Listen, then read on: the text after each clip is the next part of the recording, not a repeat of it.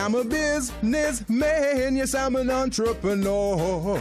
Ooh, yeah. I'm a businessman, yes, I'm an entrepreneur. Ooh, yeah. I'm a businessman, yes, I'm an entrepreneur. I'm a businessman, yes, I'm an entrepreneur. Ooh, yeah. Crystal Mitchell, do you have my business plan? Just review the pages of my marketing plan. Crystal Mitchell, do you have my business plan? Just review the pages of my marketing plan. Got my capability statement and I'm ready to go. Good afternoon, everyone. This is Gilbert Buchanan, the small business paramedic, along with my co-host, Crystal Mitchell. And we're on the Business Zone, and we're happy to be here today. And Crystal, you got some great information for us today? Yeah, we're got some exciting guests today. We're going to talk about an exciting subject on the black hair industry and the opportunities for our entrepreneurs, and that there's some game-changing opportunities out there that we need to get ourselves ready for to be able to participate. Sounds great. In that. So sounds great. I can't wait. It's going to be fun. It's going to be a fun day today. So I know you've been doing some classes at Mount SAC. How's that coming along? Wow, it's been great. We started our Mount SAC program, which is the accounting and bookkeeping class. Have 11 students. They are actually quite a few of them have actually been in accounting or some facet of accounting Very nice, of bookkeeping. Very nice. So it's going to be a fun class. That's We're good. Already at setting up companies and QuickBooks. That's great. That's we great. jump right on in with both feet. That is excellent. So once you're done with that series, you're going to be able to place them in jobs? We're going to place them in jobs. This is our fourth segment or fourth semester doing this, and we have had 100% placement I for love each that. one of them. I know, it's that's pretty great. cool. Each class has had anywhere between 11 to 15 students, and so they're all working. That's So great. it's an excellent program. And so I can't see this group being any different. This is actually a pretty high level class, so some of them may even be employed before the class is over. And from what I hear, there are some new programs there at Mount SAC where they have this employment training program where we can go out and we can find employers in the community, and we can get them set up with classes there. Yes, yeah, we So can. that's great. We're looking forward to that, Crystal. Yeah, so it's going to be it's a good program and definitely needed because a lot of our people is about having those connections in order to find the jobs. Exactly. And so that's something that we're teaching them. So they're not just learning accounting; they're also learning soft skills, training on work integrity and being on time and how to interact and communicational Work skills. on their core values and all of that. That's and great. they also are being taught how to Microsoft Office and Excel. Excellent. So they will be fully equipped with a certificate to go great. out and work. Well, real soon we'll be doing the same type of training for employers within the community. So this is great. We're really, really looking forward to that. Yeah, so I'm pretty excited about it. You know, it takes a little adjustment. I'm driving out to Walnut, California every day. Oh, my Lord. That must be a trek. It was a trek. It was actually wasn't too bad because I had a couple great conversations with some people that walked me right on drove me right on into the campus. But however, it was 102 out there this week. Oh, my Lord. Woo! That's too much. That sounds like Vegas type of weather. That's Vegas type of weather. And on top of that, we it's hot in school, it's hot outside of the school, and I'm sorry, Crystal. I know, but that's all right. We'll get through it. Hopefully it won't be that hot next week, but it's pretty cool. That's a big part of the reason why we've got this program, this training, this radio program, so we can reach out there and provide all the training closer to the small business owners here in the community. So that's great. Yeah, so that's really cool. But the other great thing is they completely got all new equipment in the computer I love lab. that. So I'm working with that. top line That's right. equipment. So now the computers are faster? The projector faster. It's pretty cool. So that's kind of nice when you work at a school. So it's like a bittersweet experience. It's a bittersweet experience. So I'm going to enjoy it. The 10 weeks that I'll be there. All right. Or 11 weeks, actually. Excellent. So cool. So last week we had two of your champions on here, two of the winners. Had two of my winners last week, and I have our third winner this week, and she's going to talk about her business shortly. We're going to kind of lead into it because her business kind of falls into the conversation that we want to have today. And one of those is one of the things I think where we are right now in the African American community is talking about what are the solutions to creating economic empowerment or economic power within our communities, changing our paradigm where we are today to creating wealth for our business owners and legacies. And so I've been kind of thinking about what are some of the industries that we're already in that we can make a bigger impact on.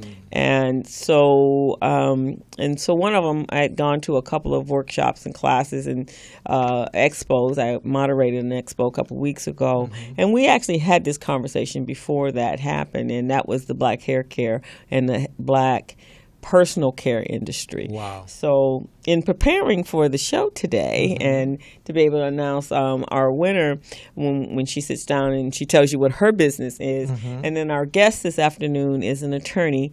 Her name is Tracy Sanders, and attorney Tracy Sanders, and she's written a book about natural hair care in the workplace, and what your rights are. And so she has some information on what that looks like, and I think her specialty is natural hair in the law, so it's really about discriminational and human resource policies and procedures for the workplace. That's great. So I thought, let's take a look at that industry and see where is there opportunities for our entrepreneurs that are looking for new entry points. Right.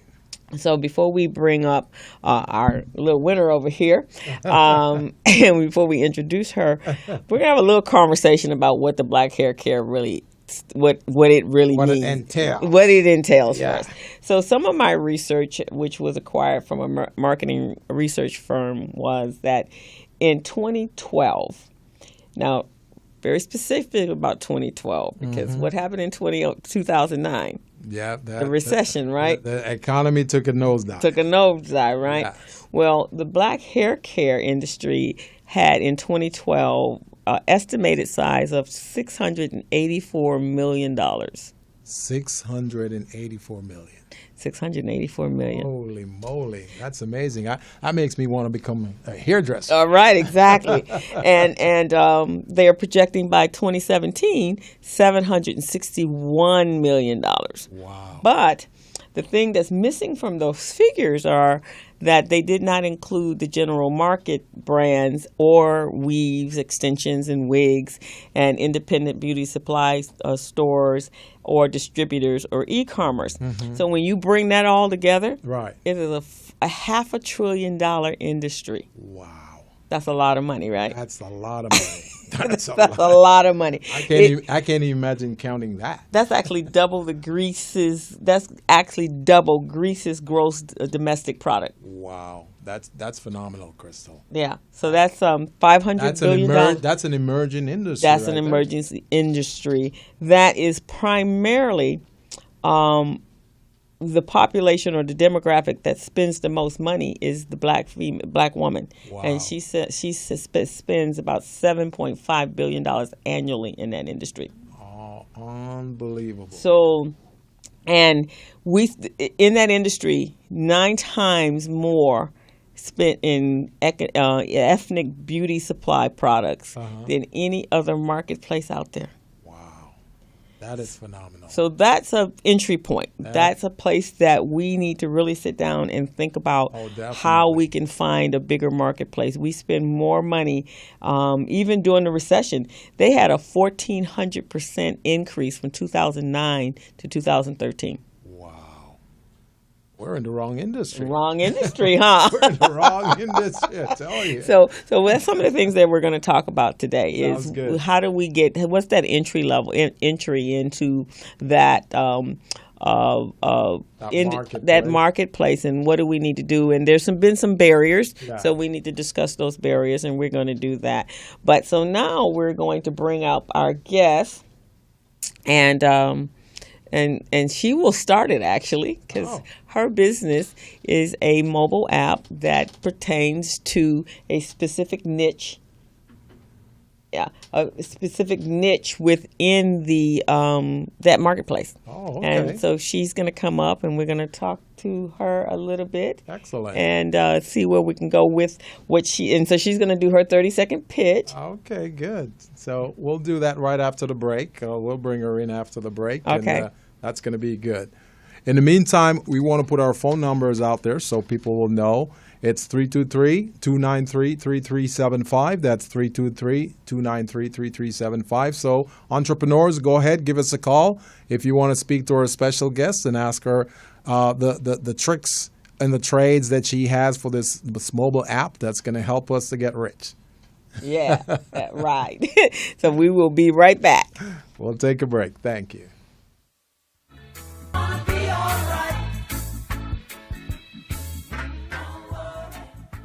And we are back. I am Crystal Mitchell.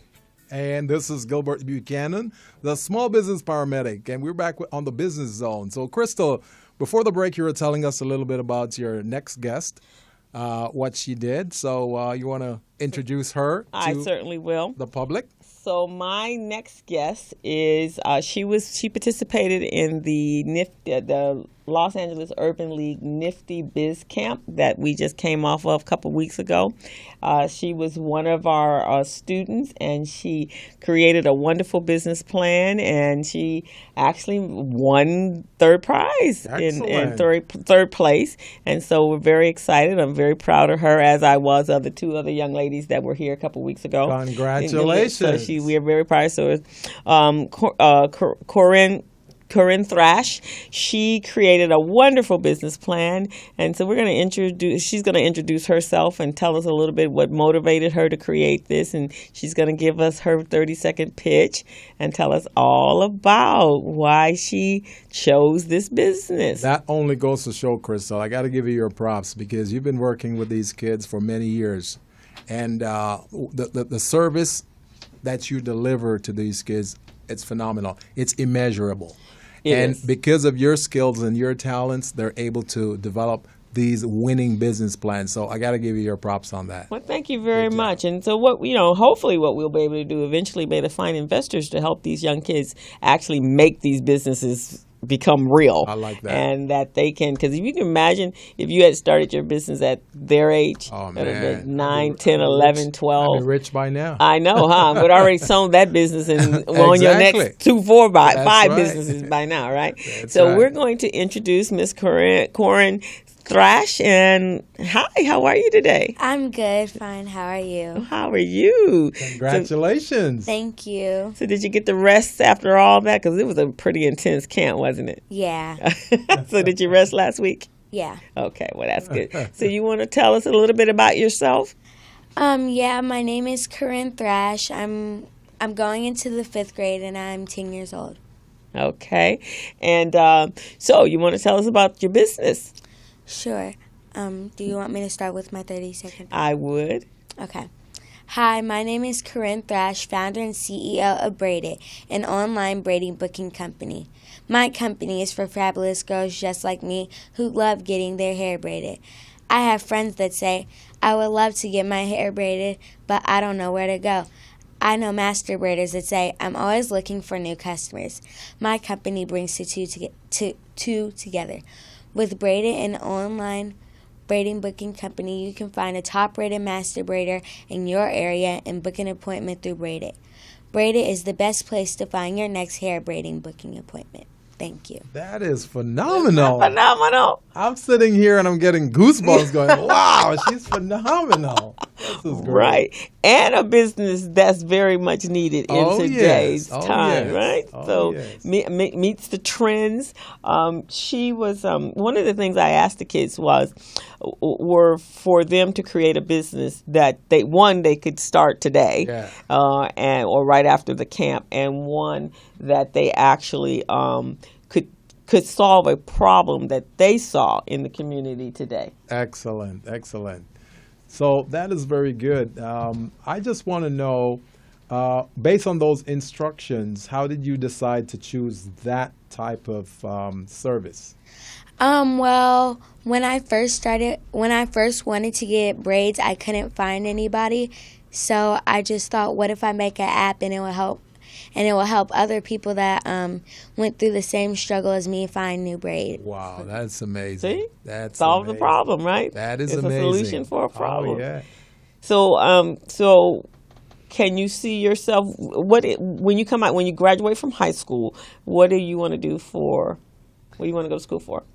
I want to go to school for starting a business. So you want to be an entrepreneur? Yeah. Okay. So is it something other than what we talked about the app? You want a specific type of business? No, not really. Okay. So you want to learn about business management so you can manage a business, right? Yes. Which is very good, because a lot of entrepreneurs, they're very good at their craft. They're good at what they do, but when it comes to managing the business, it's not there at all. So that's good that you're learning both sides of the business. You're learning the technical part and you're learning the management part too. So that's great. That's very, very, very It's good. excellent. So what would you like the steps to be for your app, your mobile app? Well, what I would like the steps to be is Is it registered already? Did you Yeah. register the app at the Google store?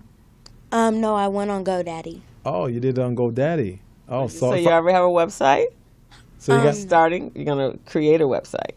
No, we created it already, and it's still being created, so we're getting so on. it's still in the works. Yeah. Still in the So works. if I were to look up your app, I wouldn't find it yet, right? Because it's not published yet. You wouldn't find it in the App Store yet, Okay. and you wouldn't find it on your computer. Okay. So All right. we're in process mode. Yeah, then. you're in process. So since you're in process, you don't want to say too much about the steps, because you don't want anyone out there listening to this show go, wow, I got an idea. Now I got to go create an app.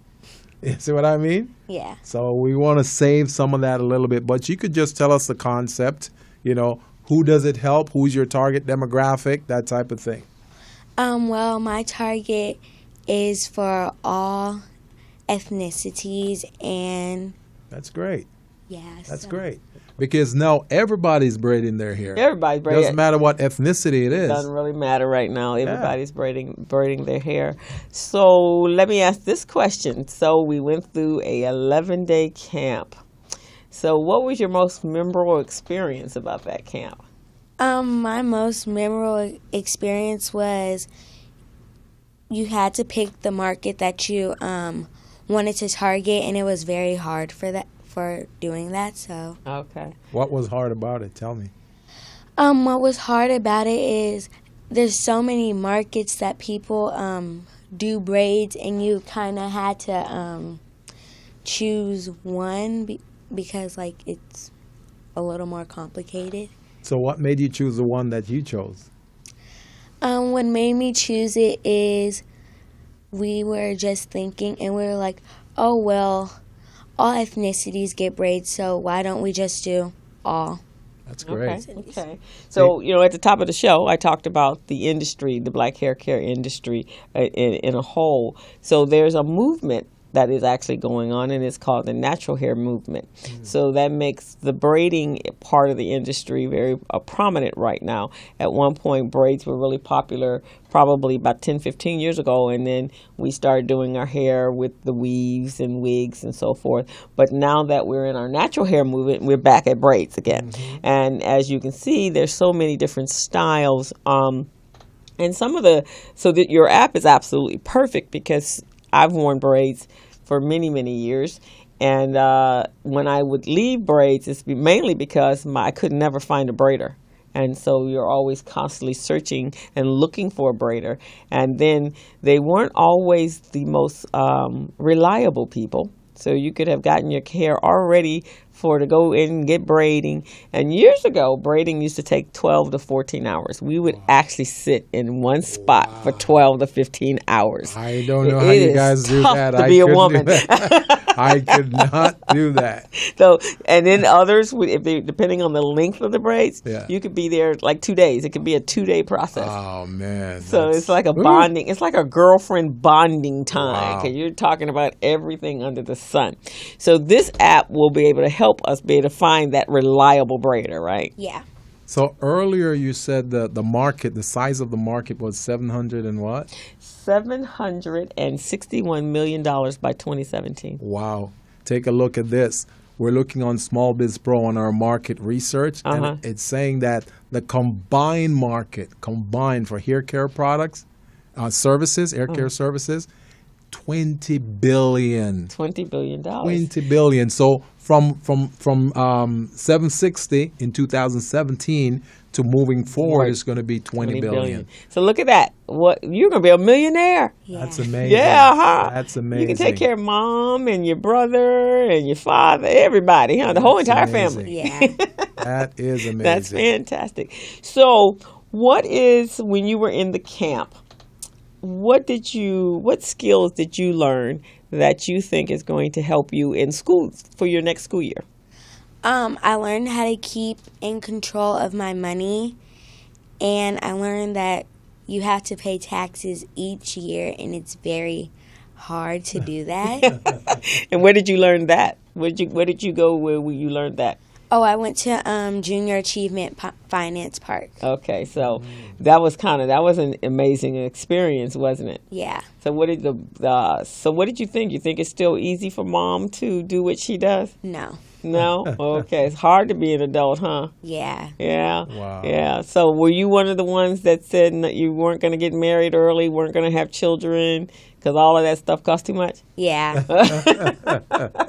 That's good. That's good. So what else? What other skills did you take away from the camp? We learned life lessons like how to prevent your business from getting sued, and like you had to have different names like after it. Mm-hmm. So yeah. So the corporate structures, when we talked about the LLC and corporations and partnerships and sole proprietors. Mm-hmm. Yeah. Okay, so that's good. Most people don't take that away from the camp, right? Most of you don't take that away from my business plan class. Yeah, yeah. It's amazing that she picked that up. That's great. Anything Did they else? talk about insurance? Yeah, we did. They did talk about insurance, huh? So you know that you gotta, once you provide that type of service, hair care service, you're putting products in people's hair, that type of thing. It's good to have good insurance because of the liability. Someone might just decide to sue you just to sue you, not because they got hurt, but they just want to sue you to see how much money they can get from you. Yeah. Yeah, That's we good. talked about that. So what was the best part of the camp? The best part of the camp were the field trips. And one of the field trips where we got to go to a studio, and I was picked out of the top 10 students to do my presentation, and it be recorded to be sent to Nifty. Okay. Did you get to do any of the other? Did you work the camera? Yeah, and I got to work the Did camera. you like that? Yeah, it was. Good. Yeah, that was fun, huh? So the camp, as we talked about last week, the production studio they learned every aspect of what it would take to put together a show. That's great. On television. That is and so great. we actually filmed a show, and it was all in regards to the camp. So she did her 30-second pitch on camera. Then she had an opportunity to be behind the scenes, and so that was kind of cool. Anything else was cool about the camp? What was cool about the camp was that they. So when we went downtown, did you like that? Oh yeah, that was really fun. So can you want to tell us about the downtown trip? What did we go there for? Because on that Saturday we had a sale day, and we had to buy stuff, and we had to sell it on sale day to make a profit. And Miss Rhonda, she gave us $25, and we had to pay her back the $25 from what you had sold at the sale day. And what did you sell? I sold custom-made sunglasses. Okay. Did you make a profit? Yeah. Okay. So how much did you sell? What was your revenue? My revenue at the end was $115. Wow, Okay. that's great. Was that after your expenses? No, after my expenses, it was 95. Okay, not bad. Not That's bad. more than 400% profit. That's great. Did you enjoy that day? Yeah. Yeah, I know. She was so cute in her sunglasses, and they had little roses on them, and headbands too, right? Yeah. Yeah, headbands as well. And was something else you sold? I sold some bracelets and a phone case. Okay, yeah. Very so- nice. Very And nice. and you sold out. You guys sold out before the end of the day, didn't you? Yeah. Okay. When great. I got over there, they started with I think they had about 10 pair of sunglasses, Yeah. and then when I got over there, was like 2 left. Wow. Mm-hmm. It's amazing. That makes you want to sell some more, right? You want to sell any type of product just to get familiar with the process, right? Yeah. That is great. So That did is you have to great. do anything special during sale day to get the customers to come to you? Yes, we had to promote ourselves by going live on Facebook. We had to scream out, "Come buy your sunglasses, come buy your sunglasses."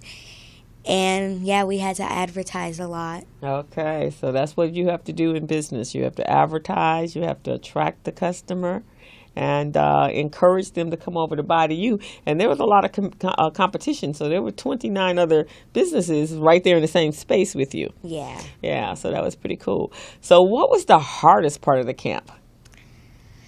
The hardest part of the camp were the presentations. Okay. Were you nervous? Yeah. Yeah. You did really well, though, because Yeah. she presented in the same room that I was taking pictures of, actually That's a video good. I did of her. That's good. That was the hardest part? Yeah. Were you comfortable with public speaking?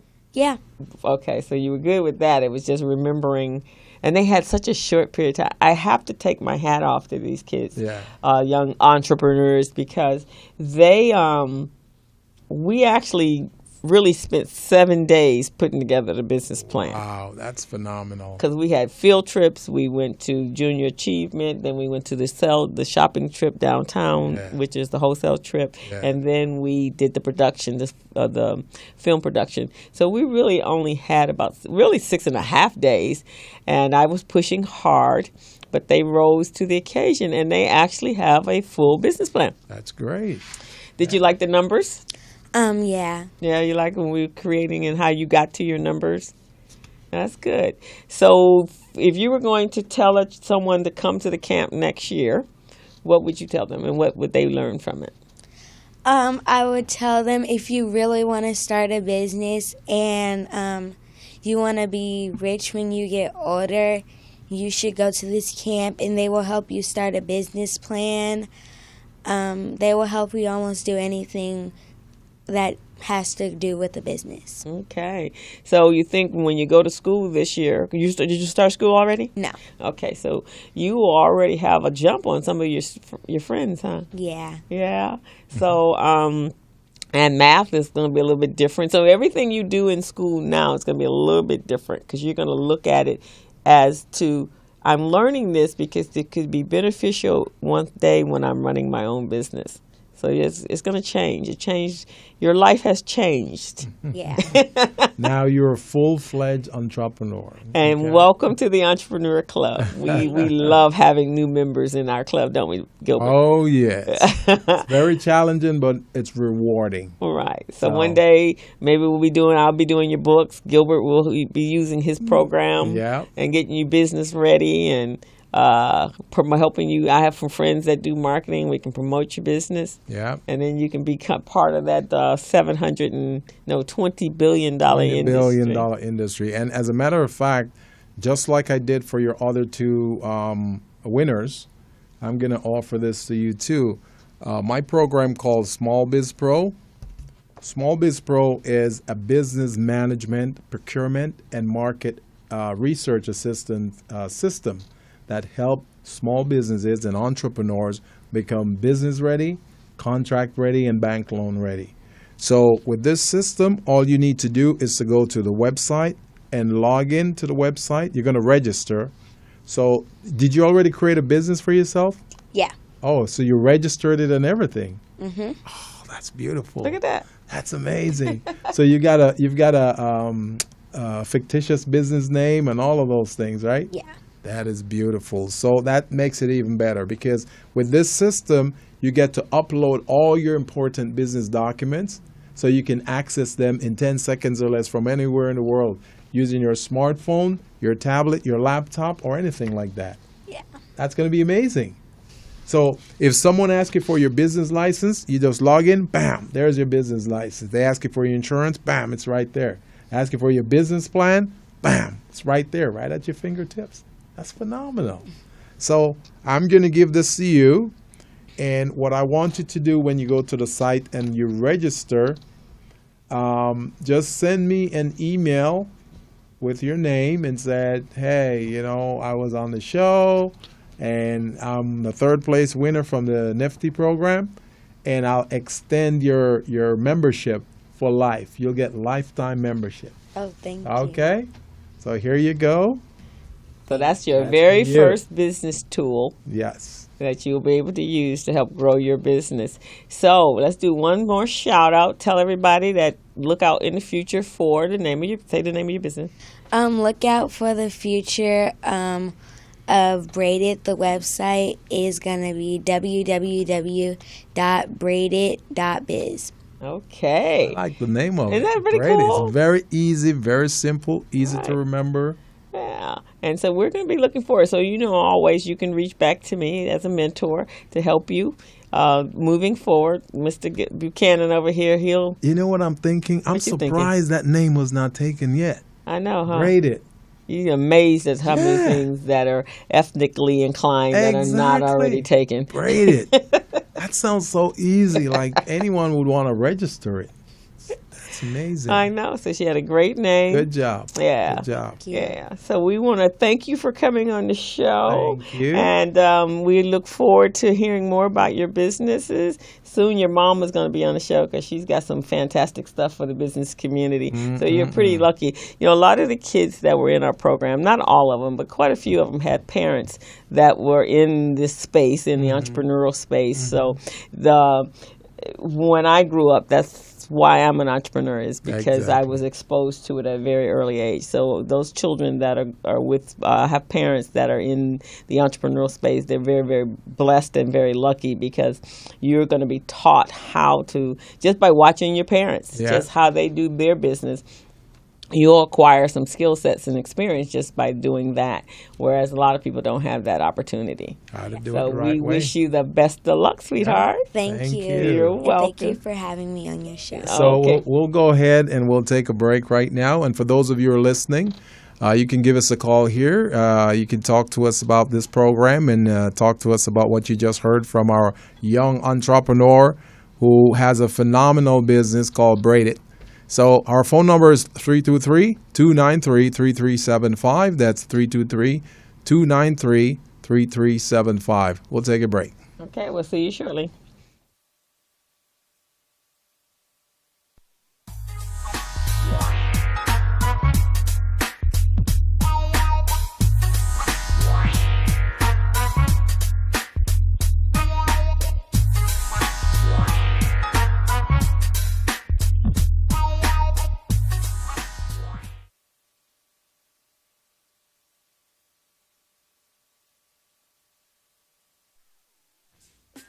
Are overdue, and this is a message that the ruler Rick threw, and it's true. Welcome back to the Business Zone. This is Gilbert Buchanan, the small business paramedic, along with... Crystal Mitchell. That's right, and that's how we do it here on the Business Zone. Our phone number is 323-293-3375, 323-293-3375. The tongue-tied today, I aren't know, you? I know. Well, while we're waiting for our next guest to come, let's go back to, I think she's on her way in a few minutes. Let's go back to this industry. Yes, yes. So I was, it's interesting that this was the topic this week because there's two new businesses that started that were launched this week. And one of them is a men's shave and barber lounge. And it's on Centinela and Hyatt Place, called the Man Shave.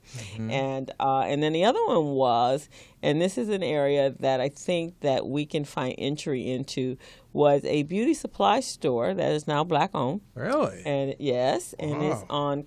it's on Century Boulevard, and right there where, for those of you that live in Inglewood, is in Inglewood, over there by by Costco. Right, and right, it right. was a business that was previously owned by a Korean business owner, and this individual went in and bought it. So that's significant because we have been, even though we are the ones, the African Americans are the ones that spend the most money, as I said earlier, in this industry. We black women spend about $7.5 billion a year annually. Wow. We have not been allowed in the industry. Wow, that's atrocious. That's atrocious. That is right? atrocious. That's atrocious. So yes. we have been blocked, purposely blocked. Wow. From that industry. And so when I did my research, one of the things I found was that the black hair care industry market share is owned, 60% of that marketplace is owned by Koreans. Wow. That's amazing. And not to say that that's that anything wrong with that, but that is a problem when it is prominent in our communities. Right. Because one of the things we need is to have our dollars recirculated back Right. into Right. into our community. So when we look at that on a broader spectrum, if $7.5 billion is actually spent in that industry, imagine what that would do for the African American community. Amazing. That would change. That would be game changers for for sure, us, for right? sure. We would have all our businesses would be able to be affected by that influence of wealth Right, that right. was being created, especially since $200 million are spent annually. That's how much, an estimate, that the 8,500 Korean-owned beauty supply stores are representing in the U.S. Wow. So more than 70% of their customers are African American. So we need to empower those entrepreneurs so they can determine their own destiny. So they can determine their own destiny. Oh, yes. And so when I did my research, a couple of the things is what I found was that the business supply or the beauty supply revenues represent about $15 million. And 96% of that are revenues coming from the black community. Wow. So we need to be in that community. Oh, we need to be yeah. in that space. Got to be at the table. You got to be at the table. So there's a young man that I met. I was at a conference in June, and I met this guy who was one of the speakers. And what he had indicated was that he now currently owns, well, at that time, it was in June. So he, as of that week, I believe, 91 beauty supply stores. Wow.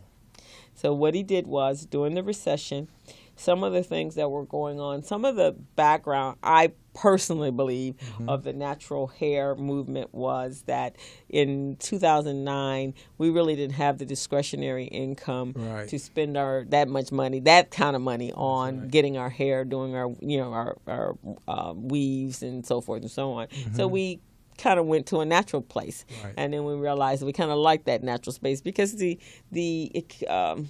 atmosphere today is that we as a people need to take control over our destiny and our wealth base and have more businesses and create more businesses within our own community so we can change our current political status and our current economic status. Right. So the Black Hair Movement was a part of that.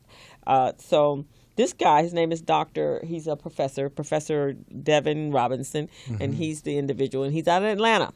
So Atlanta is a special place for the black business entrepreneur because 85% of their population are very successful entrepreneurs, and they made that was a strategic plan in I believe in the 80s, where they set up loaning of vehicles and training centers, technical training centers, so that they could educate their individuals on becoming entrepreneurs and how to run businesses. So that kind of changed the game in Atlanta.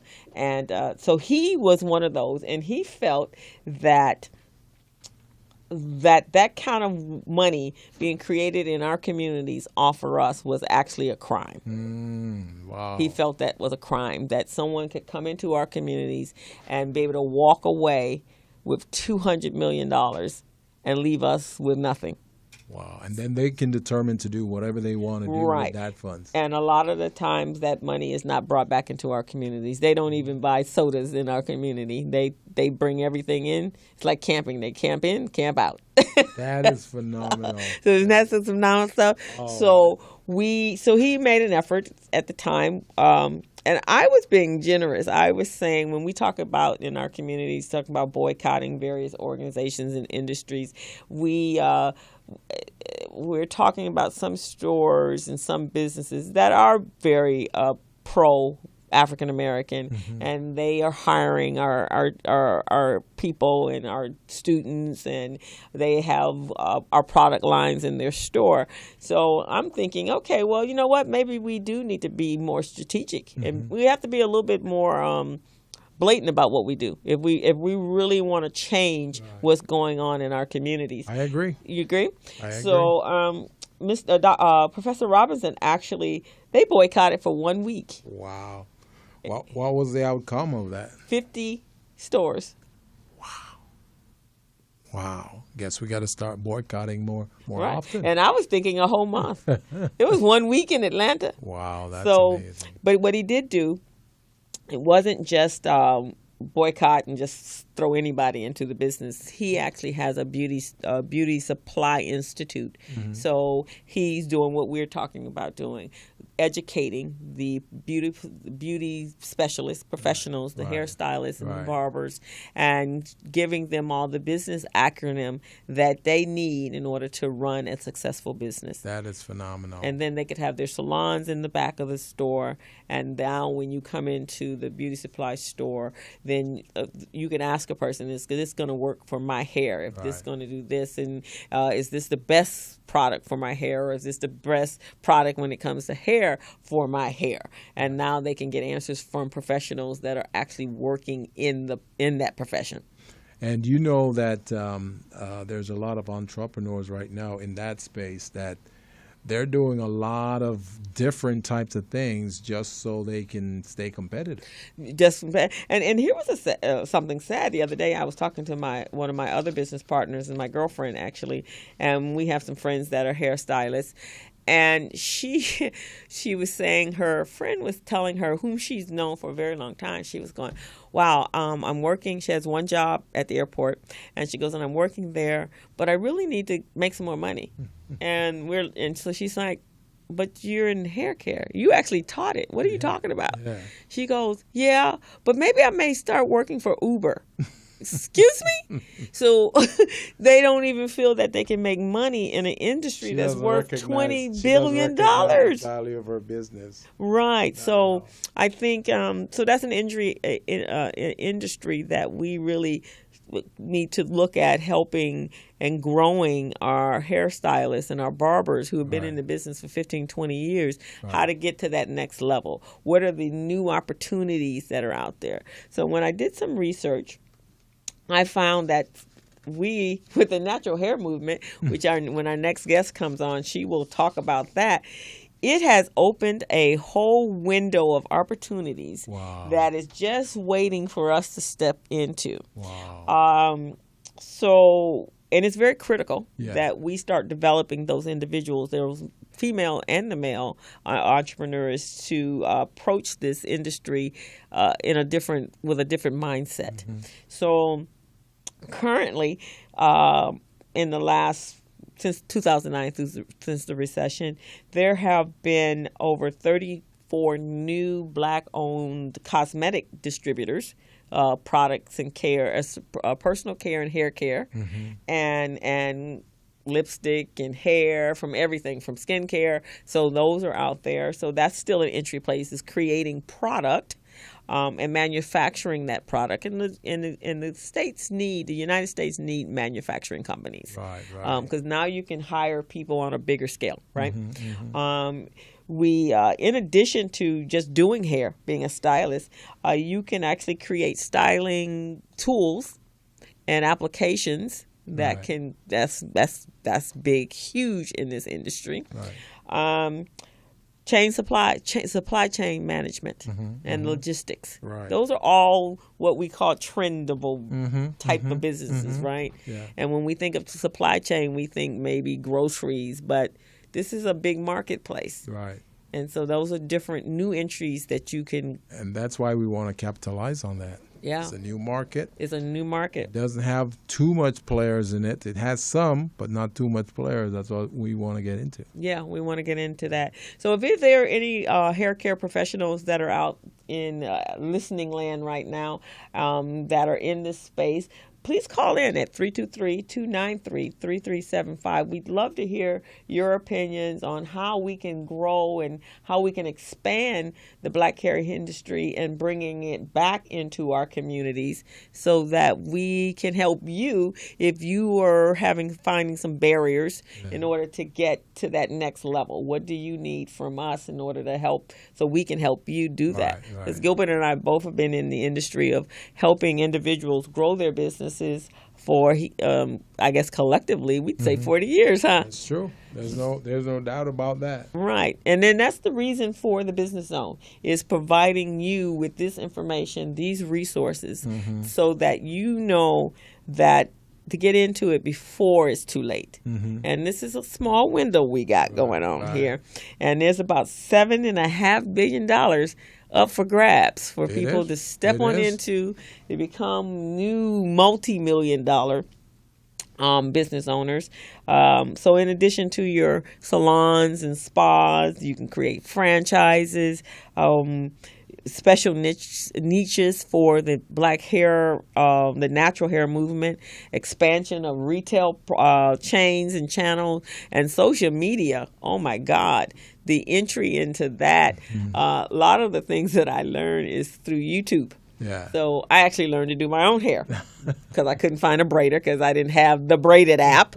So I learned how to do it myself. Right. And so those are new areas that we can branch into, and that we can really create a very wealthy industry and change the dynamics in our community. That's great. That is great. I really do think that we need to pursue this. And we want to work with more of our entrepreneurs to get that going. Yeah. So what we're going to do right now, Crystal, we're going to take a break so we can bring in our next guest and see if we can learn a little bit more from her as to how she gained or obtained her riches. Right. And she can go speak further into this, and we're going to turn it over to her so she can give us a different perspective of what from her perspective as an attorney on how we can make some changes. Sounds as well. good. So we'll take a break. Okay. Thanks. Hey, Tracy. Is that India? What happened to her hair? Does the way I wear my hair make me a better friend? Oh. Welcome back to the Business Zone. This is your co-host, Gilbert Buchanan, the small business paramedic, along with Crystal Mitchell. And you're here on the Business Zone with us. And today we talked with one of our champions, our junior champions, entrepreneur, who won the Nifty contest. She came in third place. She came in third place. The Nifty contest, and she's phenomenal. She came up with an app. It's called Braid It. And we're really going to make sure we work very closely with this entrepreneur, Crystal, so we can push her and provide her the support and resources she needs.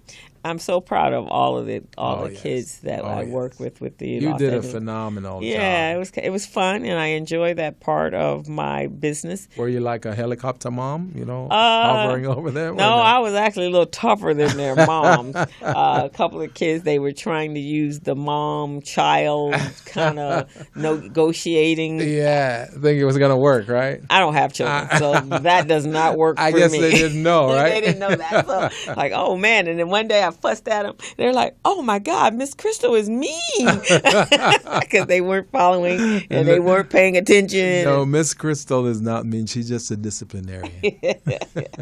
She's a little bit of a disciplinarian. So a couple weeks ago, I was at the Nappy Wood expo, hair expo, Yeah. and I met this wonderful young lady we're going to be introducing, and she. How did you meet her? Did she approach you? You approached her? Actually, you're walking by each other? How did it we work? just waved across the room. No, I was actually moderating a panel, Okay. and she was one of the panelists. And while we were waiting to go on air, we were Skyping with another young lady that was out of Georgia. She and I got to talking about the hair, our natural hair, and what we both do, and so really enjoyed our conversation. And so I'm so happy that she is here to speak. Great. And it's actually kind of apropos. I don't know if there's a video that can queue up for that this week. Gabby Douglas, who is one of the gymnasts for the U.S., and she was doing a phenomenal job. But there was a lot of criticism. Really? And the criticism was about her hair. Really? I mean, the young lady was going through, and that would be her workplace. So I thought it was kind of appropriate when we talked to Tracy about what she does. Is here this young lady is jumping on beams, flying all over the floor, hanging off of rings and parallel bars, doing things that I know I can't do, doing some amazing things for our country, and all we heard was her hair, and that was just ridiculous. So was her hair braided? What happened? They felt her hair was nappy, and that it was taking away from all these amazing feats that she was doing on the balance beam, and all we could focus in was on her hair. That so is Tracy, so ridiculous. That's some of the area I guess we're going to talk about today. But let me read you Tracy's biography. Okay. Tracy Sanders is an attorney, author, and speaker in Los Angeles, California. She earned her Juris Doctor degree at Syracuse University College of Law in 2002. Her master's in public administration degree at the University of Southern Carolina in 1998, and a Bachelor of Arts degree in political science at the University of South Carolina in 95. She enjoys yoga, traveling, and volunteering, and she's particularly interested in community service initiatives to help young people achieve their education and career goals. She has made appearances on networks such as ABC, Fox, NBC, TLC, and WE. And she and I had some great conversations. She's from South Carolina, and she's from a area in South Carolina with, I guess they call the the Gullah Island. Well, actually, thank you for having me, Crystal and Gilbert. Welcome. I have lived in New York City for the last decade and a half. Okay. But I am quick to mention that originally I grew up in South Carolina. Okay. So you have the Sea Islands in Georgia and South Carolina. In South Carolina, the primary area is Columbia, Hilton Head, and Beaufort. Okay. My town is about an hour and a half inland. So my town is specifically called the Low Country of South Carolina. But the closer you get to Charleston, you are then in the area of the culture where we have people who are closely related to Sierra Leone and West African countries because of the culture. And that group is, and it's in some places it's considered derogatory, but I love the fact that the people in that area have embraced the culture and they are not ashamed of African descent. So in South Carolina, it's considered the Geechee culture. But if you are in the Sea Islands of Georgia, then it's Gullah. Now, some people use those terms interchangeably. Okay. But when you hear Geechee and Gullah, you know that it is the people in the Sea Islands who have a close cultural and ancestral history linked to West Africa. Okay. Well, welcome, Tracy. We're so happy to have you here. Thank you. So you want to tell us a little bit about you? I know you're from New York, Syracuse. I'm from Buffalo. So Yes. Okay. So I always claim South Carolina first. Okay. That's home. And then early 20s, I moved to New York, worked for a while, went to law school in upstate, and Buffalo is close to Syracuse. it is. So had a chance to go to law school at Syracuse. It was absolutely wonderful. After law school, I practiced employment law in Connecticut, and Okay. then I moved back to New York City, worked there for 15 years in litigation support, as well as making television appearances. Okay. I moved to Los Angeles about a year ago to teach at a law school, and now I am doing freelance attorney work and pursuing my passion, which is acting and writing. Okay, and you've written a book? Yes. Okay. So what are the problems and concerns in wearing your natural hair? That is a great question. So what I decided to do, I absolutely love Los Angeles. I am here to stay. And what I love about Los Angeles is the creative energy. So while working here as a freelance attorney, I thought, why not combine my legal experience to my passion and love for the natural hair movement? Okay. And I thought, what is missing? I noticed that you and Gilbert mentioned that there is a window of opportunity, and we need people in our community to focus on various areas and provide education and knowledge. So I thought an area where we have somewhat of a vacuum is related to natural hair and the law, right? Yes. So it's great to have a beautiful style, and it's very Nubian and beautiful and queen-like, but will that style impact your ability to work? Right. To either get hired or promoted, or it may lead to adverse employment action. So since I have a background in employment law, I thought, why not do the research, find out if hair is related to the civil rights movement, the employment laws that were created during the civil rights movement, and how that might impact us today now that natural hair is here to stay. Right. So what were your findings? Well, the findings are in my book, and the book is available on Amazon and Kindle, and it's entitled Natural Hair in the Workplace, What Are Your Rights? So without going through the entire book, because we don't have time, I'll provide a quick summary, because our goal is to provide knowledge and to educate the community. Okay. In terms of my findings, so as you may recall, we had a long and hard-fought war here in the United States. And I say war because we had a goal, and I feel we won, but we still have a lot more room to gain in terms of equal rights in the United States.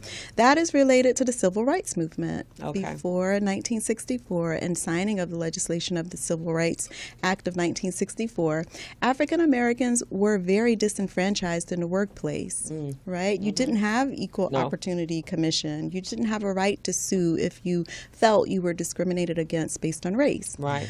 So we won that battle. Now we have Title VII of the Civil Rights Act of 1964. Pursuant to Title VII of 1964, you have certain protected classes that are protected based on constitutional rights. One class of protection that I focus on in the book, and it is related to natural hair, is race. Okay? So an employer, and this is not every employer, so it has to be an employer that meets certain criteria, right? A certain number of employees, and there are different rules if it's a public sector employer, meaning government, versus private sector employer. Okay. So I don't want to paint a broad-based brush. It is federal legislation, but I would advise everyone to go to the Equal Employment Opportunity Commission website and actually read the law for yourself, right? But we will provide a brief summary. So with respect to Title VII of 1964, an employer under certain conditions cannot discriminate against a person based on race. How do you think race is related to hair? Well, if you're wearing braids or bandeau knots or sister locks or dreadlocks or any of those things, those are specific to certain cultures, to our cultures in particular. So that is kind of tied in. Absolutely. So within the legislation, you can't discriminate, you meaning an employer, based on race. Now, how hair is coming into this classification, we generally identify people based on race in terms of their hair, their facial features, and other what the law calls immutable characteristics. I am born black. I love the brown skin that I'm in, unless I guess there is possibly a way, but let's focus on traditionally. Right, exactly. Traditionally, if you were born black, you didn't have a choice. That's immutable. Therefore, based on the law, an employer should not treat you adversely because of this immutable characteristic, which is race. Right. And then race encompasses your hair, your facial features, and other cultural identifiers. So that's how we're tying in race and the natural hair movement. Okay. So are there actually some cases that are going on that pertain to employers being released of their jobs because of their hair?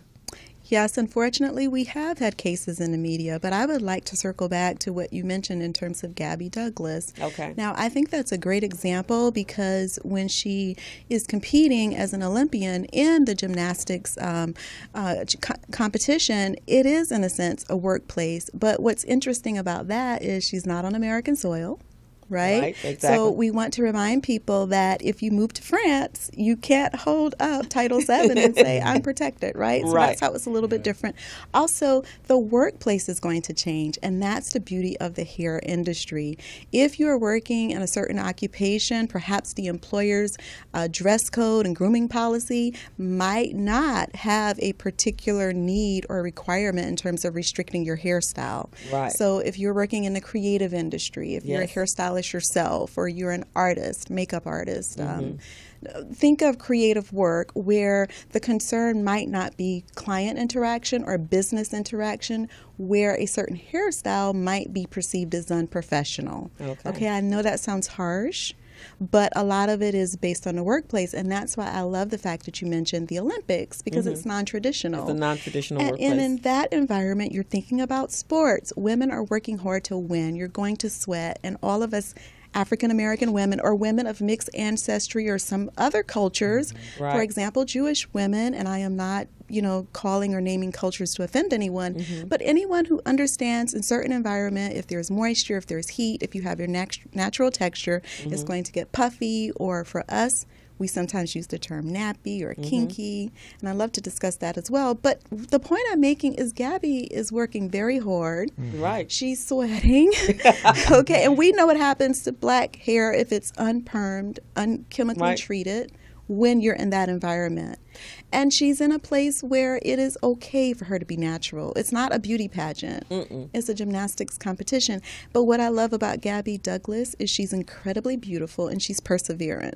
She keeps going. She keeps going on. And I actually noticed that because Brazil is also a tropical environment, and that there's a lot of humidity. And you're from the islands. You're from Jamaica. You know what the deal is. Oh yeah. And the women in Jamaica, you have to do what you need to do because you're in subtropical, where there's a lot of moisture in the air, so it's going to change. I don't care whose hair, because even if you looked at the Olympics, if you had, when I wear my hair outside of braids and with curly, it don't matter. If I go to Florida, it blows out this huge because the moisture in the air, and any curly type of textured hair does the exact same thing. So it's called entertainment with product, right?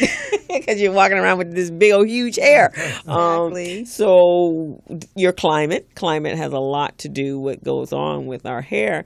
And I'm one that hair today to me is like an accessory. Right. It's an expression of who you are on that day. The next day you might braid it all up and put it in a nice little French braid, and now I'm a different person. It gives you the expression as a female. And men as well today are wearing their hair in more non-traditional ways, and it's an expression of who they are as a person, I think. And so to categorize individuals based upon their hair. I mean, I understand at the workplace we need to be professional. And so being able to, knowing the difference, I think that's what it comes down, workplace etiquette, what is appropriate. And that's in anything, church, wherever you happen to go, I would think. What do you think? I totally agree. So, for example, we mentioned Gabby Douglas. She's competing in the Olympics. It's more of sports, maybe even entertainment. So it's more creative. We would expect less controversy based on her hair or natural hair because it's a creative space. You can contrast that to my profession as an attorney, lawyer. Very conservative profession, rightfully so. We're dealing with very important issues. People need to be able to take attorneys seriously. A lot of time people will judge your ability based on appearance, right? So I can understand the concern if you're in a conservative work environment to fit within the culture and to follow the employer's dress and grooming code. So if you have a professional environment such as law, which I have experienced, right? It's depending on where I'm working. So for example, in the law firm environment, there is an expectation that you are professional, you're well kept, and you're able to interact with clients in a way that's going to promote business and client development and not deter it. Now, I'm not saying that there are not women of African descent who are incredibly intelligent and they've made it all the way to the top with afros, with braids, whatever the hairstyle. But I think those women will probably agree that they had to establish first that they're intelligent, they're capable, and they probably beat out the competition. Probably. At a certain point, it's not necessarily a concern if you are incredible, right? But if you're just starting out as a new attorney and you're in a conservative environment, I would strongly suggest, and attorneys know, you follow the rules. That's what we are paid to do. You can contrast that to a medical environment. Now, if you are a female police officer or you're working in a public space where you're dealing with people, medical, hospital, the expectation is safety first. Okay, so if you have long braids, sister locks, dreads, if you're a female police officer, maybe the concern, maybe you're chasing an assailant and this person could attack you based on your hair. So we can't, say that it's unfair if the employer mandates that the hair is pulled up, regardless of the style.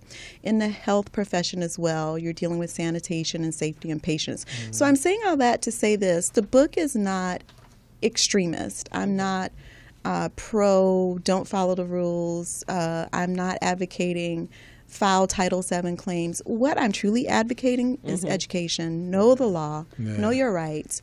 Make a conscious decision before you accept an employment offer if you fit within that culture.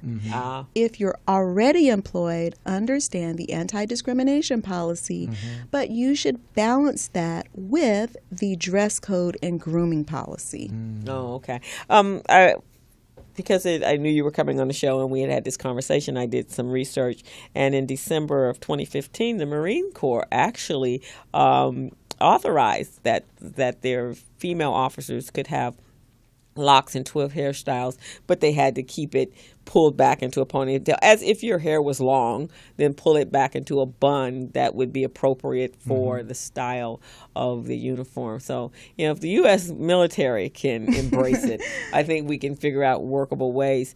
So now, as an attorney, if you were speaking to an employer, because we have many employers, and that's some of the things that we're working with, is our employers knowing what kind of policies and procedures need to be in place to address these issues so they don't get blown out of proportion, and then you have nobody has any legal standing on this is what we spoke about and this is what our dress policies are. So how would you address an employer? And I'm very happy that you mentioned the employer aspect. I focused on the employee side because I love that you and Gilbert are advocating for new businesses and startups in our community, because unfortunately most people affected by the natural hair movement related to workplace law are going to be employees, right? So I kind of focus on where we have a need in terms of knowing the law and information, but in fairness to employers, because some of us are business owners, us meaning, African Americans or Black people, and not only Black, this is for everyone, right? Hair affects us all regardless of race. It does. Exactly. So I wanted to at least address the fact that employers and employees have a vested interest in knowing the law with respect to natural hair.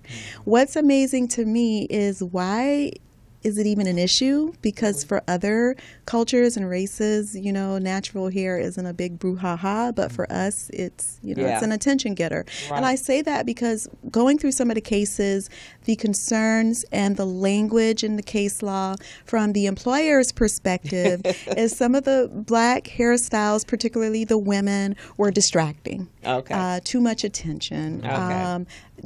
Unprofessional. And it's like automatically if you see an afro or braids or something that is ethnically connected to African American culture, there is a bias. Yeah. And there is a negative bias. So what I would advise employers to do is first provide cultural sensitivity training as a part of orientation because the workplace is becoming more diverse. And some people do not interact with other cultures and communities except for the workplace, right? Right, exactly. So if you are not accustomed to braids and afros, if this is very foreign to you, and unfortunately, our culture and hairstyles included are very foreign to some people. You also have to understand that if you're in a workplace such as LA and New York, you're interacting with people from around the world. Right. If you have employees who did not have any contact with African Americans before coming to the melting pot of the United States, it would be a great idea to provide cultural sensitivity training. Not in terms of signaling us out as victims, but hey, these are people all over the world. These are different practices. When we come together in the workplace, we share a common space and we should respect each other. So you're doing that without necessarily interjecting the law because the law can appear to be rather intimidating, but you're starting off from the vantage point of common courtesy and mutual respect. So I would say that would be the first suggestion. And the second suggestion, every employer, whether you're large or small, you should have an employment law attorney on speed dial. Sure. You should not wait until there is an incident filed in HR in terms of any type of workplace issues, whether it's related to race, hair, anything. Right. You should be proactive in terms of how do I manage and optimize my human capital, which is the greatest resource that any business For sure. might have, right? Exactly. So I would say you should definitely have an employment law attorney when you're starting your business, while you are maintaining your business and growing your business. And with your employment law attorney, you want to discuss diversity in the workplace. You want to discuss how can I avoid complaints, right? How can I avoid lawsuits? How can I keep my company in good standing? Because guess what?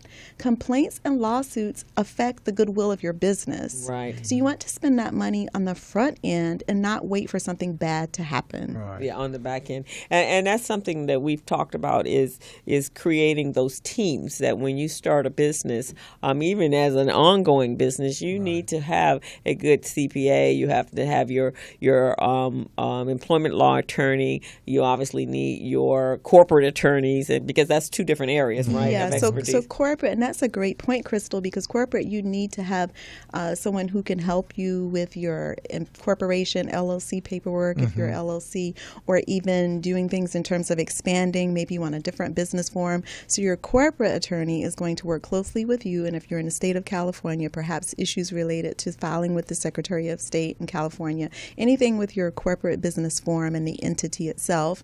But the employment lawyer is going to focus on Title VII, which is federal employment law, or state employment law. And those two areas are different. State employment law and federal law have commonalities, but your attorney would be able to help you understand both, because it is based on where your business is located. You would need to know both state and federal law. And actually, they would have more interaction with you as an employment law attorney than they probably would with their corporation, because especially if you're hiring employees, then you need to be able to have exactly on speed dial because wow, today. There's so many different people are just so different, and cultures are different, and the trends are different, and sometimes meshing that together in a workplace environment is tough. A lot of companies nowadays don't have HRs on premise anymore. They outsource that. Right. So I have one of my best friends and another business partner of mine. She had been in HR for. I want to say she's been in the 28, 30 years. That's what she does. And she has always worked for service-based. She worked for the airlines for 20-something years. And now she subcontracts, and she does it with a lot of manufacturing companies. And we have those conversations about what's law, what's legal, and how the employers are handling certain situations. And you're like, ooh, that's a sticky area right there. Yes. And, by being a bookkeeper and accounting, that crosses over for me because I do payroll. So there's a lot. I've had some clients that had some very interesting payroll situations that crossed over into the legal area. And so that's a big area, especially in Southern California, because, we have some very interesting California labor laws. Yes. And so you, an attorney that specializes in employee law, is very important into running a business that you want to stay in business. Exactly, and avoid negative publicity. Publicity. And when you're employees, Gilbert, you would say this, I think, and you work with a lot of larger companies, that employer-employee relationship can make or break your business. It can. And as a matter of fact, that's part of your branding. It is. So a good relationship is a part of your branding. A bad relationship is a part of your branding. So however which side you slice it on, it's still your branding, and you got to protect that, because the last thing you want to be known in the community as someone who does that. They discriminate, or they are unfair, or they're biased against someone for certain things. So it's the last thing you want. So what are we going to do? We're going to go ahead and we're going to take a quick break, and we'll come back. Right. And if you have any questions, please call Attorney Sanders. Would love to answer any questions. It's 323-293-3375. And you're on the Business Zone. Yes. So we'll be back in a second. Thank you. Normally, star U.S. gymnast Gabby Douglas would have spent Wednesday night celebrating her team's victory in the Rio 2016 Olympics. Instead, she had to defend herself from accusations of disrespecting the national anthem after standing with her hands at her sides rather than over her heart. Douglas responded to the criticism in a tweet reading, "It's a huge honor for me to be able to represent Team USA. In response to a few tweets I saw tonight, I always stand out at attention out of respect for our country whenever the national anthem is played." Other Twitter users pointed out a photo of GOP nominee Donald Trump standing with his hands at his sides during the national anthem, calling out the double standard.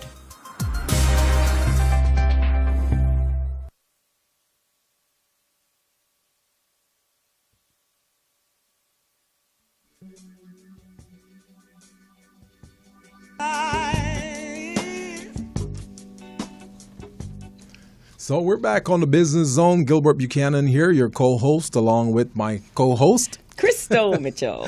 And we're talking here with attorney Tracy Sanders, and she's providing us with some great information. And entrepreneurs, I really would like you to listen to this and tap into our website, where you can obtain copies of this tape, and you can go over it if you really, really want to learn some very interesting facts about things that could happen within your organization that you didn't even think about. Right.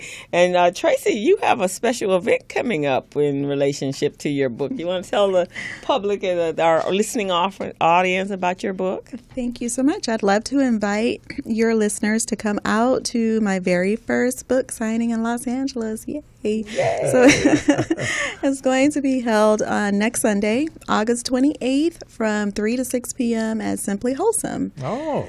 Yes. Okay. Simply Wholesome is located at 4508 West Lawson Avenue. And what we're going to do during the book signing, we meaning my team and I, we have a lot planned during this time. So we're going to have a book signing and discussion. We'll also have a free gift with registration. Oh, good. We will have giveaways and a raffle. Very wow. nice. So nice. everyone knows where Simply Wholesome is. It's on Slauson. The address is... You have the address right there? 4508 West Lawson Avenue. Okay, so everybody knows where Simply Wholesome is. For a lot of us, that's our... I love going to that place. I know. That's my spot. Yeah, that's my home, my office away from That's the your office.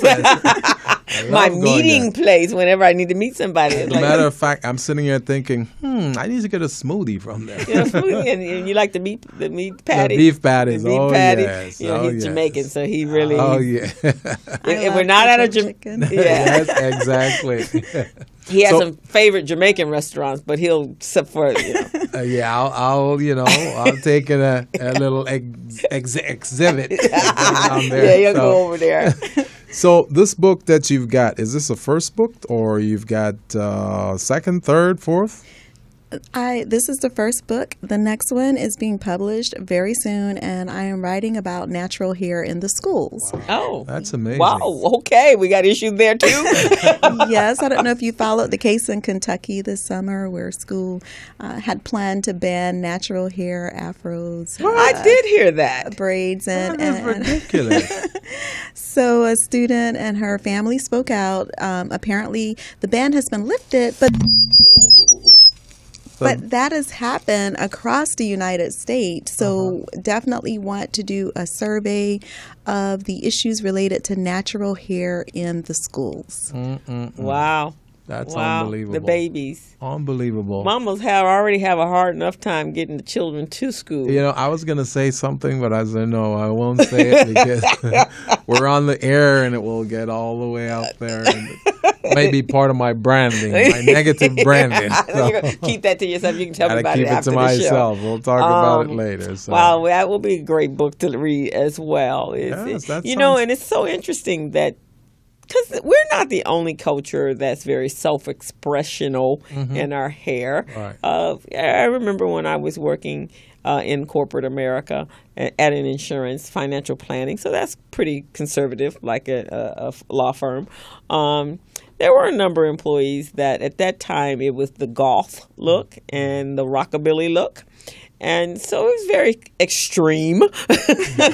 Yeah. And then you have the cultures where the tattoos and the nose ring and the ear loops. And so there are certain people that especially in the young population, in the millennial population, body expression and body art is a major part of their culture, wouldn't you say? It is. So the larger umbrella, it's the look policy. Okay. Right? How do you appear at work? And so a lot of employers call that look policy. Yes. And then you have different areas or categories that may be protected. So I focus on race and particularly kinky hair and African American. Okay. Well, not only African American, because in my book I mentioned African Caribbean because I think of people of Pan-African heritage as one. So I've embraced our culture. And then I also kind of mentioned curly because you have a lot of people of Latin descent who have curly hair. You have people from Asia with kinky curly. So it's not only black people or African Americans. It's anyone with that texture, right? But then, so that's race, but you also might possibly have a claim under the umbrella of look policy related to religion, because if you wear a burqa or a turban or something that's related to your culture or religious practice, then there might be some, I don't want to use the word conflict, but there might be a concern in terms of your religious rights balanced against the employer's dress and grooming code. You mentioned the millennials, and you also mentioned what we're facing now in the United States and abroad. You have to think about transgender people and the LGBT movement and the look policy. So like you got a lot of materials there for another book. And that's why I'm focusing on race and natural hair, right? Okay. But within that larger framework, we are not the only ones, as Crystal stated, who might have some concerns in the workplace with respect to self-expression, freedom of expression, religion, or culture. And I guess for our employers, again, I have to come back to there's so many. I don't remember when I was working, because my style as an entrepreneur and the way I work is definitely different than it was when I was actually working. It's much more self-expressional now than it was when I was in the workplace, because there was a certain dress code. But I don't remember, and I've always been in the accounting, HR, payroll. I don't remember having to have this much conversation. Has it changed over the last 10 years? I think it has. I think that as we move forward into the future, it seems like America is becoming very individualistic. Okay. Before it was groupthink, or if you probably like in my parents' era with the baby boomers, you went to work, perhaps you stayed in the same workplace all your life. Okay. People pretty much followed the rules, Okay, right? This is right. the way we do things, and you didn't have a lot of concerns regarding self-expression or being individualistic or advocating for rights. So what has happened over the years, in my opinion, the millennials are different. They are questioning. They are not simply following with groupthink. They want to know why. Okay. Why can't we do things a certain way? And you have a lot of groups that were previously disenfranchised who are now saying, acknowledge us. We are Okay. different. We can Okay. blend in, but it's okay to be who we are. Okay. So you have now with, and I'm not getting off topic, but for example, the LGBT movement, you have Latino rights, and then you always have our concerns in Right. the African American community. Exactly. So I think now employers have a multifaceted approach in terms of how do you balance all of these different groups and rights and advocacy, but still there is a need for order and uniformity within the workplace. Within the workplace. And I think something you said earlier at the top of the conversation was that just a few minutes ago, we're no longer staying in one job. So we may have been in a creative type occupation, and then we switched over to a more traditional, and then we moved over into the tech world, and all of those have different, because in the tech world you don't even wear suits. They don't even own them. I've worked in the tech world, and they come to work in shorts. Oh, yeah. And flip-flops and Got that look.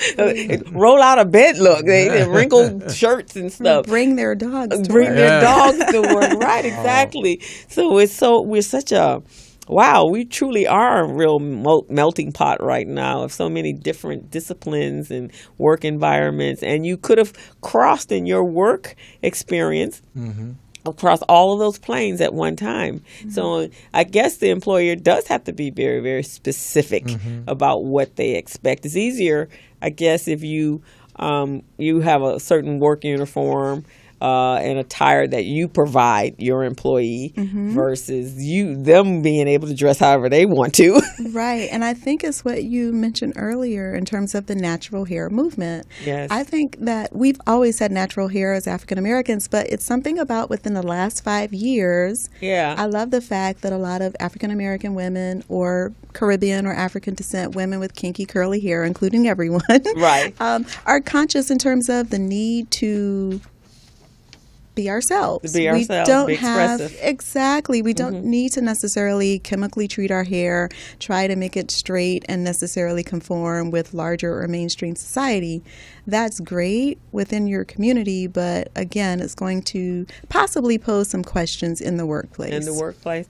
So when you came in, we were talking about the new opportunities and the new space windows of opportunities that are in the hair care. Do you have any thoughts or any exposure to that? Or you're in a new space yourself. You've created a specific niche within the law world for you. I am very excited about that. I would like to continue to write about various topics related to natural hair in the law. Okay. Continue to offer workshops, continue to speak on a panel such as where we met, whatever it is that I can do to help contribute to the knowledge base related to the law within the natural hair community. I won't call it a movement. Okay. I think it is a movement, but I honestly feel that this is not a trend. Well, it wasn't, because if you recall, in the 60s when we were fighting for civil rights with the Angela Davis and the Big Natural, and that was part of that culture. I think that was part of saying, I am a person. We are a pretty dominant force within, and I don't want to be lumped in, and I don't want you to change who I am. I'm tired of compromising. And I don't care what you think about how I look. Right, exactly. And it was all part of the civil rights movement. And I guess we are in a new civil rights movement, but this one must be rethought of in a money empowering economics, because I think that changes everything. And I think the natural hair movement, if you want to call it that, I think the consciousness related to natural hair and women deciding to embrace who they really are, it is having an impact in terms of economics, because less women are buying chemical treatments, less women are buying weaves, less women are going to other resources. Some of the money is actually staying within the community. Right. You actually have natural hair meetups that are springing up all over the place, where women are teaching each other how to braid and do hair, or discuss natural hairstyles, how to care for hair. Every time we come together as a collective and embrace our non-chemically treated hair, and we are staying within the community, not going out to buy services that, like you said, might not benefit us, that is economic empowerment. Right, and that's what's beautiful about right now, is because of the natural hair trend. It did do that. It helped us to refocus in on our on who we are as a people. And one of the great things about the Olympics is to look at the various spectrum of people of color from around the world, and how we resemble each other, how we're different from each other. But you see that, wow, we're beautiful. I mean, the people of color are absolutely beautiful, from whether you're from the continent of Africa, or you're from the Middle East, or Egypt, or wherever. If you would put us all together, you would never know, without us speaking a different language, that we were not different, right? Exactly. We're absolutely the same. And I was looking at Usain Bolt yesterday, and I was looking at him, and one of the things I did for my birthday was I had my ancestry done.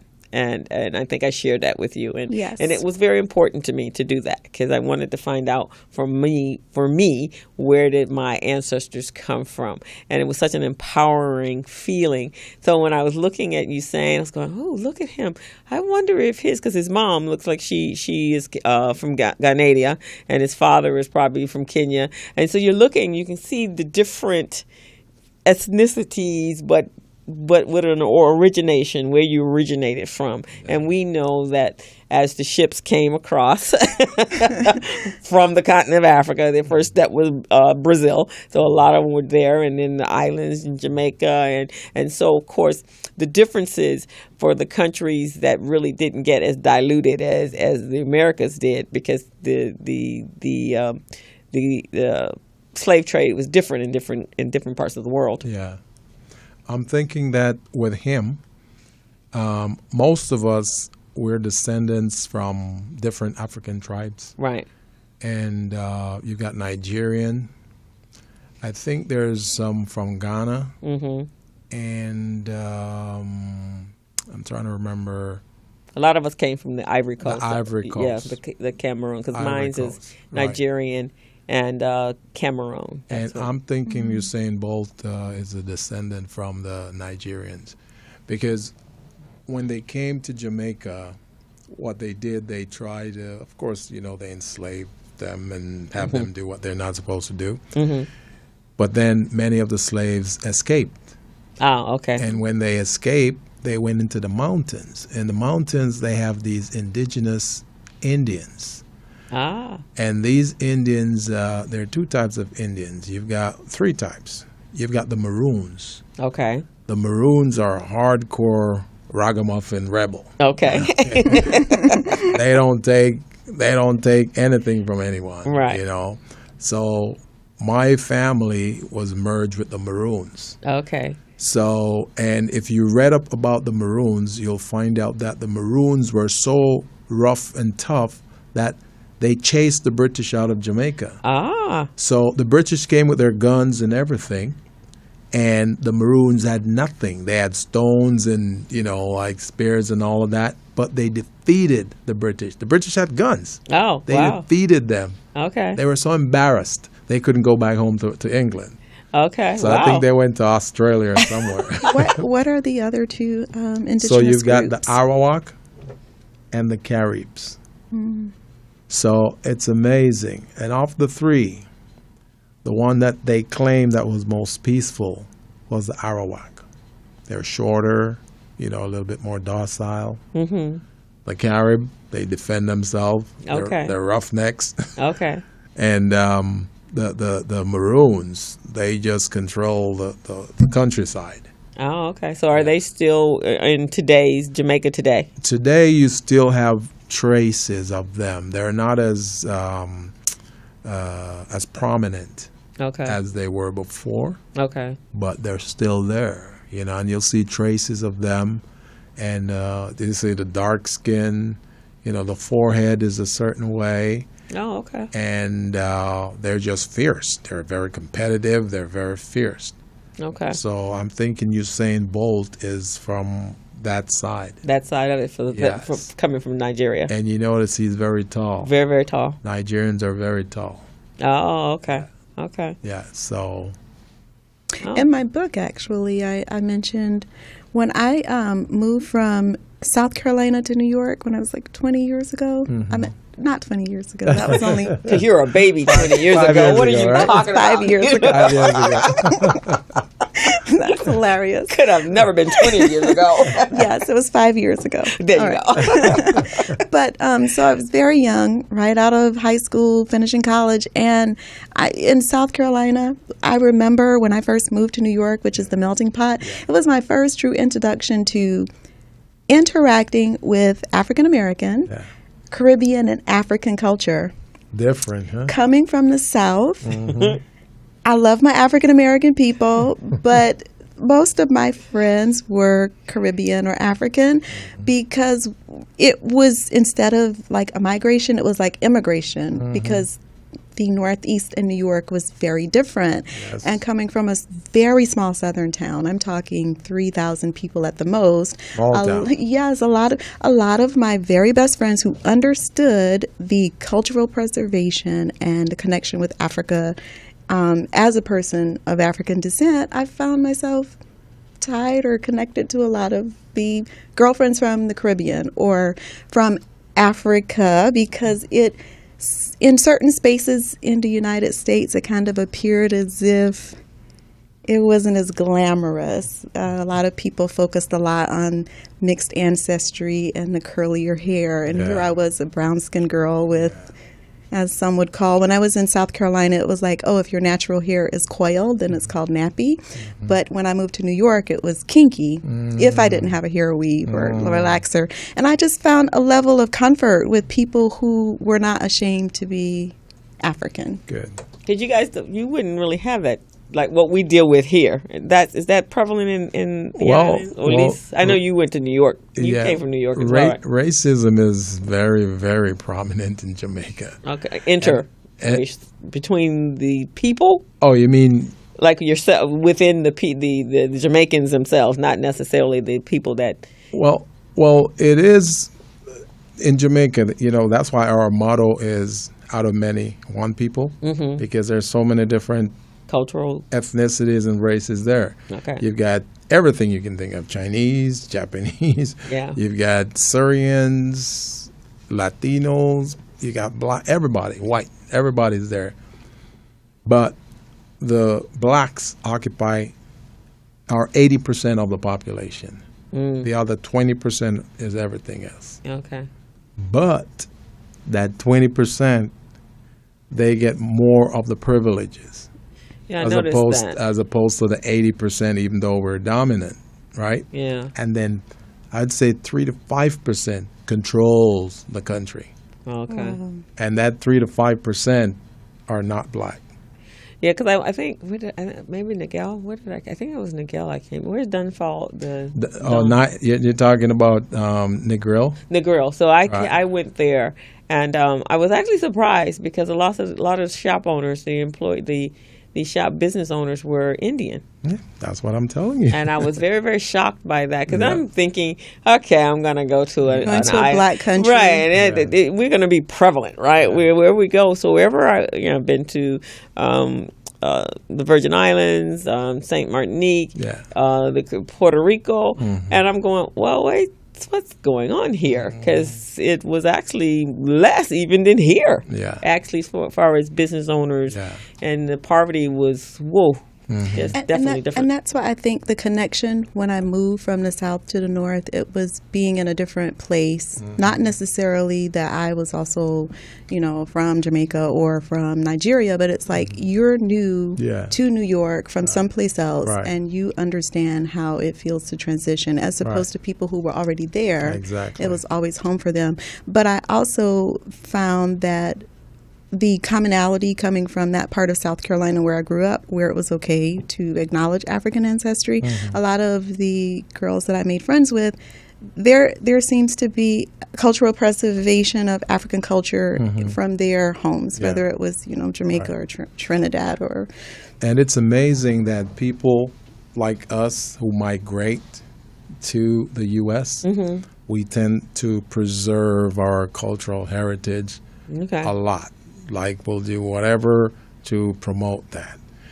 We have parties, we have gatherings in schools. We've got the Caribbean Students Association, and we promote all of that stuff. We have Carnival every year just to promote that. And then we notice other cultures start coming in. They want to become a part of it because they notice, just like you say, they notice how we operate a certain way. So it was just because you don't lose your culture. I know my girlfriend is. And unity. And I think for Black Americans, which I love being Black American, African American, I think that we are reaching a higher level of consciousness through the natural hair awakening, right? Because we are coming together. We're doing the natural hair expos, and we have women in the media who are embracing who they are. And when we have our leaders doing that, and we're doing it at the local level, it will bring us all together. Did you come to New York first, or when you came from Jamaica? Did you immigrate? Yeah, I went to New York, and then no, actually, I went to Florida. Then I went to New Jersey. Then I went to New York. Stayed in New York for about 13 years. Then I went to Mississippi. Whoa. Like night and day. He did the reverse of you. So you understood my shock then. It's like you're in two different countries. Oh, yeah. That was night and day. I could tell. You're right. It's like two different countries. And it was unbelievable. Wow. So I stayed in Mississippi for a year. Yeah, that's a whole different culture. But could I say something on a positive note? I love New York. I love South Carolina. I'm in LA to stay, and I appreciate that I learned something valuable every place I live, and even traveling abroad. You know what I learned about Mississippi? The people in Mississippi were phenomenal. First of all, they don't trust you. That's the first thing. They don't trust you. Especially if you're from the north. Okay. They don't trust people from the north. Right, exactly. Okay.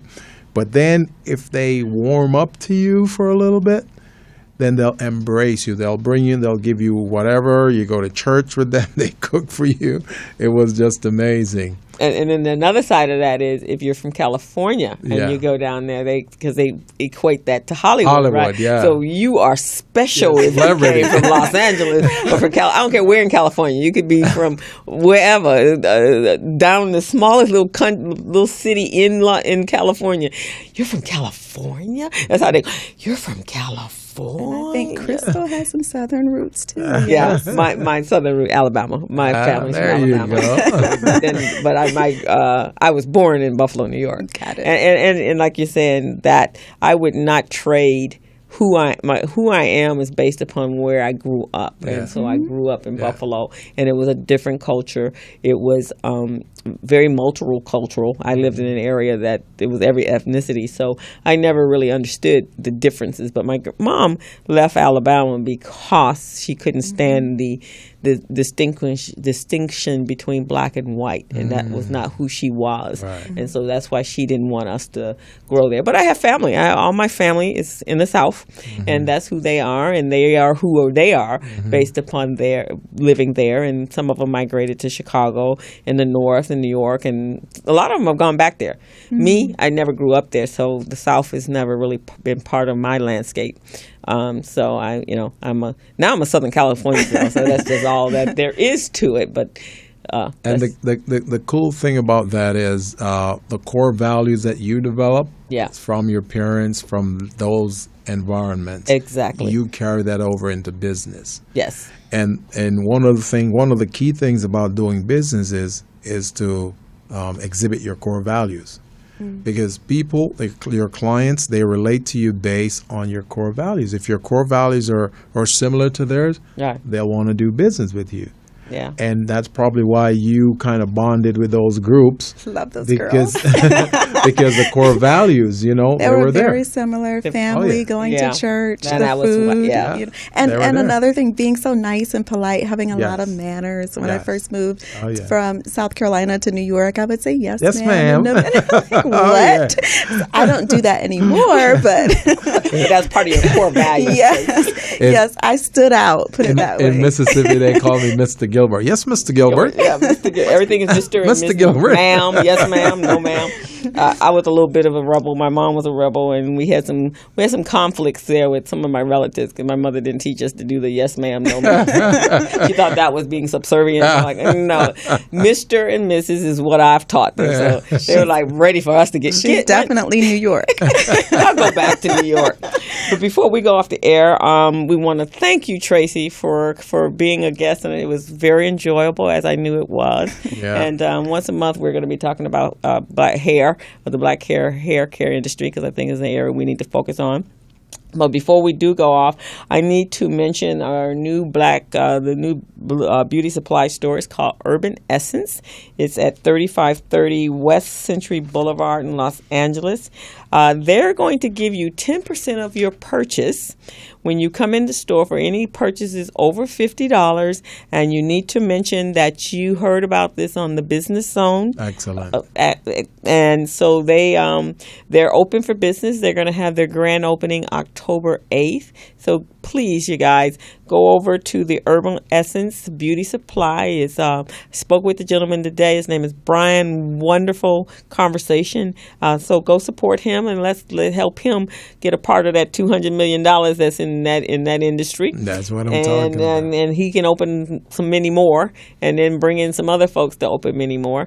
And let's see what else we got going on. I think you guys can go to our website, and there's some activities, some events that's going on. Mm-hmm. Oh, I do have to mention my business plan class that was scheduled for next week, the 23rd, which was August the 23rd. I've pushed the date back because, unfortunately, I got very lukewarm response. Really? So I guess people don't want a business plan. Well, maybe the advertisement didn't go out to the right people, the right target demographic. I spent money on this one. Really? And I was pretty specific.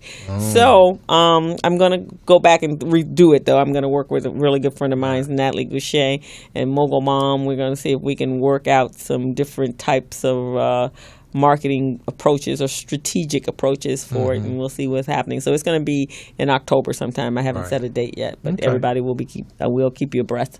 Anything you want to talk about the Small Business Pro? Well, today I was at the Asian Business Association of Orange County. We had a workshop at the Wyndham Hotel. It was great, well attended. We had over 45 people there, and it was on branding and designing your company for a competitive edge. Oh, okay. And it was great. I brought in a co-facilitator. Her name is Sharai Garrett, and she was pretty good, pretty effective. They liked her. And then after that, I did value proposition and capability statement development.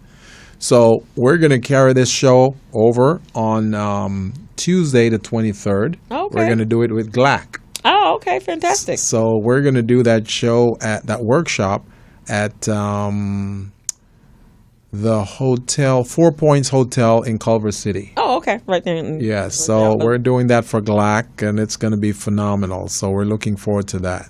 So everybody want to go out, and you'll send me something, I can put it up on our website. I'll send you something, and it's going to be Tuesday morning, I think, from 8:30 to 12. Okay. Well, I will put that out there. So also, Gilbert and I think we have a media package. So if you guys are interested and want us to be able to mention you on the show and help promote your business, because we're all about helping our businesses grow. Yes. And so you can reach out to us, and we'll give you, we'll send you the rates and the media kit so you can get some mentions on the show. And it will be very advantageous for your small business. You could come on in and become a part of our media packet, our advertisement, and it will be like free marketing for you because you're paying a nominal fee. And I also want to add, Crystal, that Small Biz Pro is really doing very well right now. A lot of organizations are signing up. They're using it. As a matter of fact, I signed a strategic partnership agreement yesterday with the Riverside County Black Chamber of Commerce. Congratulations. Thank you. Yay. Thank you. They love the program. They love it, and their membership, they're enrolling themselves, and we're going to try to establish a partnership with the County of Riverside as well as the County of San Bernardino. On September 13th, we're also going to sign a strategic partnership agreement with the LA Latino Chamber of Commerce. Oh, fantastic! And we're going to do a photo op, PR, press conference. We're bringing in a lot of people, bankers. We're bringing in contract providers. It's going to be phenomenal. Well, congratulations, Thank Gilbert. you. You have worked hard on this, and I'm very proud of Thank you. you. And glad it's moving forward. Our next step is Shark Tank. Okay, yeah, we're ready. We're ready. So we're going to start to sign off. Tracy, thank you for coming out. Thank you, Tracy. I will come over and get my book signed. Thank you. Buy some from friends and family of mine. And bring some flyers to let everyone know about your show. Oh, thank you. Excellent. Thank you. And remember, entrepreneurs, the Business Zone every Friday from 3 to 5 here on morrismedialive.com. So tune in and you'll learn a lot about your business. This is like a free webinar for your business. Every week we'll cover a different topic. Next week we'll cover certifications for minority and women-owned businesses and some other great topics. So we're out of here. We're out of here. See you next Friday. Bye-bye. Bye.